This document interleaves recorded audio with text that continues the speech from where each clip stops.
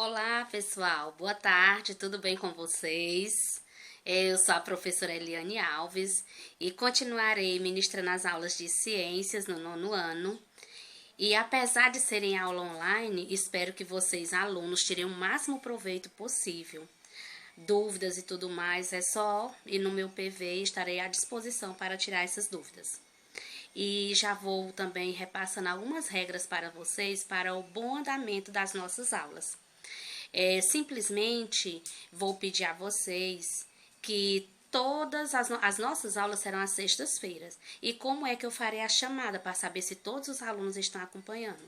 Através de uma videoconferência, tá bom? A maioria de vocês já tem o Meet, aí já tem o aplicativo, e eu farei essa chamada e também iniciaremos a nossa aula através desse aplicativo. E as correções das nossas atividades, eu vou dar o prazo a vocês de uma semana.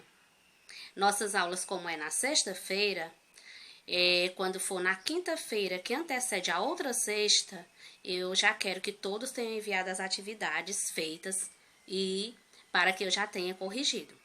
Quando for na sexta seguinte, eu iniciarei com a correção. Tá bom? Aquele aluno que fez terá o ponto positivo lá. Qualquer dúvida durante essa semana que vocês estarão fazendo as atividades, é só chamar no meu PV. Estarei à disposição para ajudá-los. E dando início à nossa aula, né, aqui, no nosso livro, nós iniciaremos hoje o capítulo 3, que é a evolução dos seres vivos. Será que os seres vivos evoluíram ao longo do tempo? Ou não? Sempre fomos do jeito que somos hoje? Ou sofremos algumas mudanças? Na página 39, vocês observarão uma imagem, uma pequena amostra da imensa biodiversidade existente no planeta. Como já estudamos, essa biodiversidade sofreu alterações ao longo da história geológica do planeta, de tal forma que espécies desapareceram, enquanto outras surgiram. Como podemos explicar o surgimento de espécies ao longo do tempo? Será que uma espécie pode dar origem a outra ou não? No capítulo anterior, estudamos a importância de proteger a biodiversidade. Neste capítulo, nós vamos abordar o que está por trás de sua origem, a evolução dos seres vivos. Vão acompanhando aí, tá certo, pessoal? E uma das primeiras teorias que nós iremos falar aqui hoje é sobre o fixismo. O que é que o fixismo diz, né? O fixismo, ele defende a ideia de que as espécies foram criadas tal como são e não mudam e nem mudaram ao longo do tempo. Nós temos aqui a ideia fixista. Os seres vivos, eles sempre foram como são, nunca sofreram nenhuma evolução. A galinha sempre foi galinha, o gato sempre foi o gato, o boi sempre foi o boi, nunca sofreu nenhuma evolução. Sempre foi dessa maneira. Essa é a ideia fixista. Apareceu um outro estudioso, Lamarck. Lamarck, ele defendia a ideia do transformismo. E o que era essa ideia do transformismo, né? Lamarck acreditava e também apresentou a ideia de que as espécies poderiam se modificar ao longo do tempo, a ponto de se transformarem em outras espécies. Essa explicação para a modificação da espécie é conhecida como transformismo ou evolucionismo. Lamarck também, ele tinha duas leis, as leis de Lamarck, né? Simplesmente, nós vamos apresentar essas duas leis aqui. A primeira lei é a lei do uso e do desuso. O que ele dizia sobre essa lei? As necessidades impostas pelo ambiente levam os organismos a mudar seus hábitos. E essas mudanças alteram os padrões de uso e desuso dos órgãos. Ou seja, Lamarck dizia o quê? Vou aqui dar um exemplo que vocês possam compreender melhor. Nós temos, né, o nosso braço direito e o braço esquerdo. Lamarck, nessa primeira lei dele, o que ele defendia? Se você utilizar bastante o seu braço direito, ele vai se desenvolver. Já se você não utiliza tanto o seu braço esquerdo, ele vai atrofiar, ou seja, ele vai sumir, ele vai desaparecer, não vai ter nenhuma utilidade. Já o seu braço direito vai estar bem desenvolvido, tá certo? Essa é a primeira lei que Lamarck defende. Já na segunda lei, vem a lei da herança dos caracteres adquiridos. Somente as alterações provocadas pela adaptação ao ambiente são passadas para os descendentes, transformando assim as espécies. Aqui, qual é o exemplo que nós podemos passar para vocês? Vamos supor que tem um casal, né? Um casal assim bem, não eram tão bombadão, né? Como diz aí, como vocês gostam de dizer. Mas eles resolveram ser fitness, resolveram se exercitar bastante, fazer academia e tudo mais. Ficaram musculosos. Simplesmente, quando eles tiveram filhos, né? Os filhos terão a mesma genética deles, terão os mesmos traços, serão musculosos. Lamarck defendia isso aí também, né? Ele acreditava nisso aí, que os filhos herdariam aquilo dos seus pais. Conforme seus pais fossem, os filhos também seriam parecidos. Essa é a segunda defesa de Lamarck. A primeira, ele dizia o quê? Se você tem um órgão no corpo que você utiliza mais, ele irá se desenvolver. Enquanto aquele que você deixa de lado, ele irá se atrofiar. Já na segunda, é a herança dos caracteres adquiridos, de pais para filhos. Até aqui, beleza, pessoal?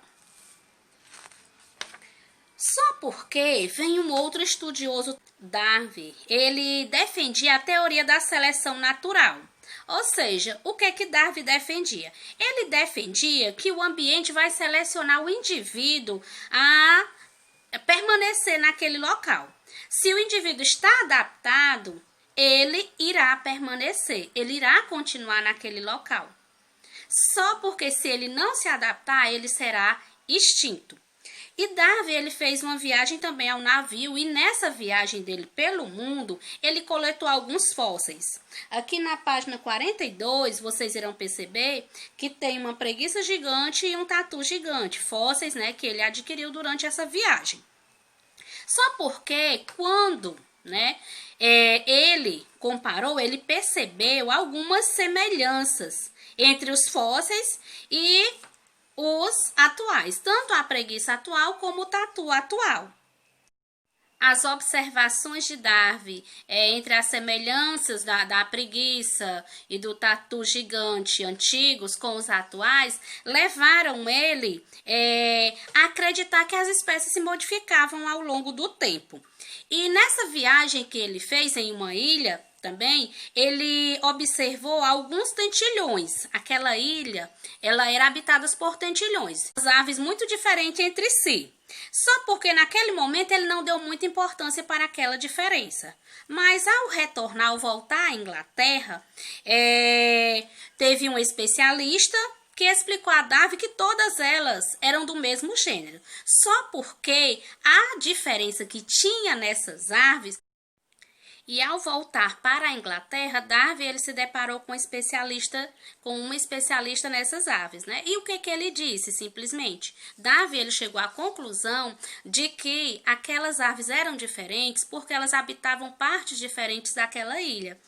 E que cada uma tinha um bico adaptado ao tipo de alimento que aquela ilha oferecia a elas. Ou seja, ou elas se adaptavam ou senão elas eram extintas. E isso leva a crer que a teoria de Darwin, mais uma vez, é a da seleção natural. O ambiente seleciona o indivíduo para estar ali. E o indivíduo tem que se adaptar. Ou se adapta ou senão ele já era.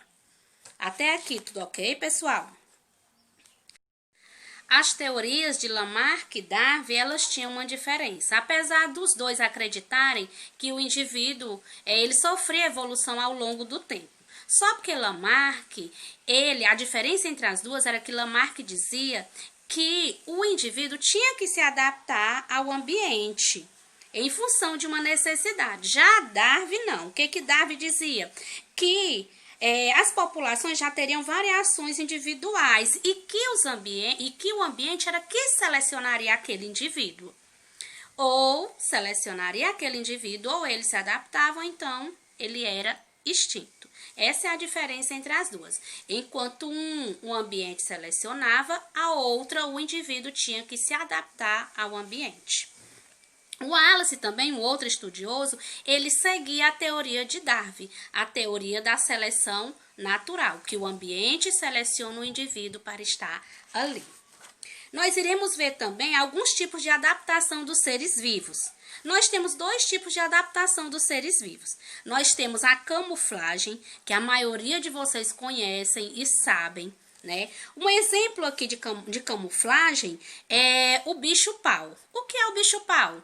É o mané magro, conhecido por nós como mané magro.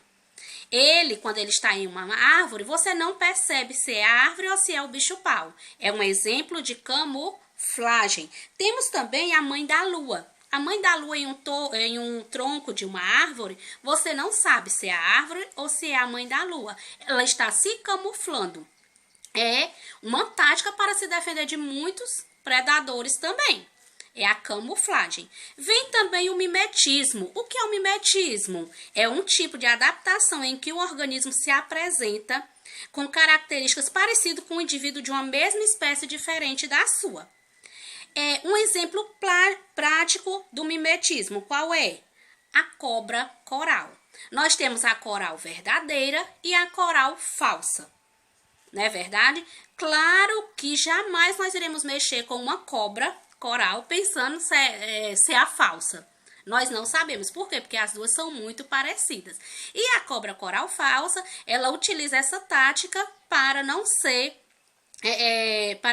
uma presa fácil. Nesses dois tipos de adaptação dos seres vivos, que é a camuflagem e o mimetismo, na camuflagem o exemplo que nós temos é o bicho-pau. Tá certo? Tem muitos outros exemplos também.